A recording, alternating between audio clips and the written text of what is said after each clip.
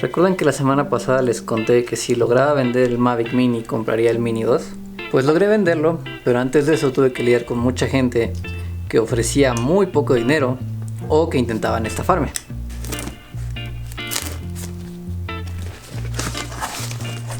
Así que hoy les voy a hablar de algunas cuestiones que deben tener en cuenta a la hora de comprar o vender usado para que no salgan estafados. Ok, llevo más o menos 15 años desde que empecé a comprar por internet y con el tiempo me he dado cuenta de que puedes encontrar muy buenos deals en las cosas usadas. He comprado guitarras, aires acondicionados y recientemente equipo de foto. Pero como ya les conté, hay gente que se aprovecha de las personas que no tienen experiencia comprando por internet. Así que empecemos. Número 1. Plataformas de compraventa. Cuando yo empecé a comprar por internet, Mercado Libre no era lo que es hoy en día. Tú tenías que depositarle directamente al vendedor y Mercado Libre no tenía responsabilidad alguna en caso de una estafa. 15 años después, todas las compras se pagan y se envían a través de Mercado Libre, por lo que tienes que recibirlas para que el dinero se libere al vendedor. Y si no te llega como esperabas, puedes iniciar una devolución. Pero si lo que quieres es vender, enviar a través de Mercado Libre te puede evitar la necesidad de trasladarte con lo que sea que estés vendiendo y reduce el riesgo de sufrir una estafa.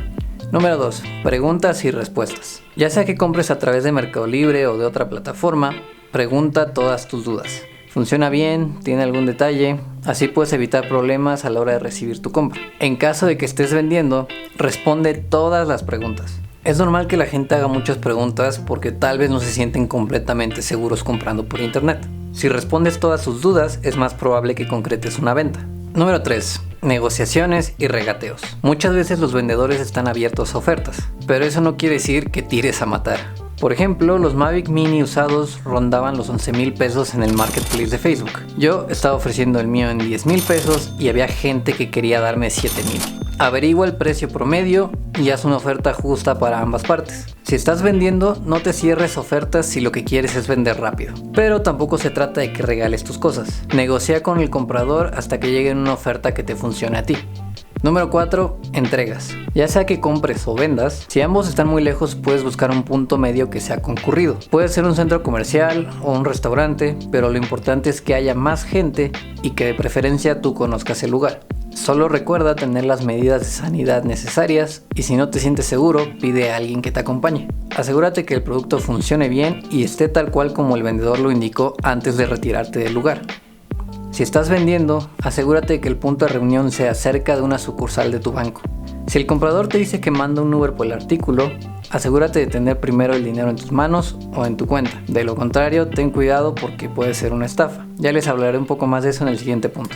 Número 5. Pagos. Cargar con efectivo puede ser algo peligroso, sobre todo si es una cantidad grande. Así que si el vendedor acepta transferencias, recuerda registrar su cuenta antes, ya que a veces puede tardar si es de otro banco. Ahora, esto está relacionado con lo que les decía de la estafa del Uber.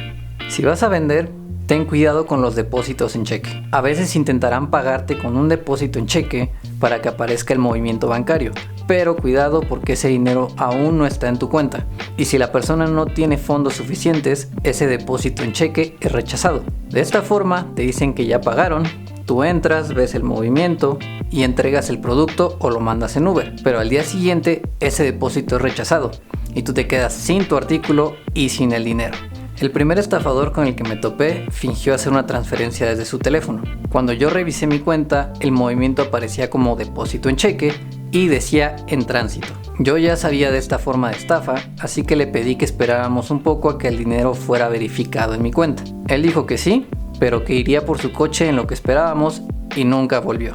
Al día siguiente, el depósito aparecía como rechazado. Así que asegúrate de que sea una transferencia de verdad y no un depósito en cheque. Por cierto, después de las 6 de la tarde, las transferencias a otros bancos pasan hasta el día siguiente. Si te van a pagar en efectivo, es conveniente que haya una sucursal de tu banco en el punto de reunión. Así puedes depositar el dinero y verificar que no sean billetes falsos. Una vez el dinero en tu cuenta, puedes entregarle el producto al comprador. Decidí hacer este video porque después de contarle a algunos amigos, ellos me dijeron que no tenían idea de que te pudieran estafar de esta forma. Si te han estafado de otra forma a la hora de comprar o vender, deja en un comentario cómo fue para que los demás podamos estar al pendientes y evitar una estafa. Si te sirvieron estos consejos, recuerda suscribirte, dejar tu like y nos vemos en el siguiente.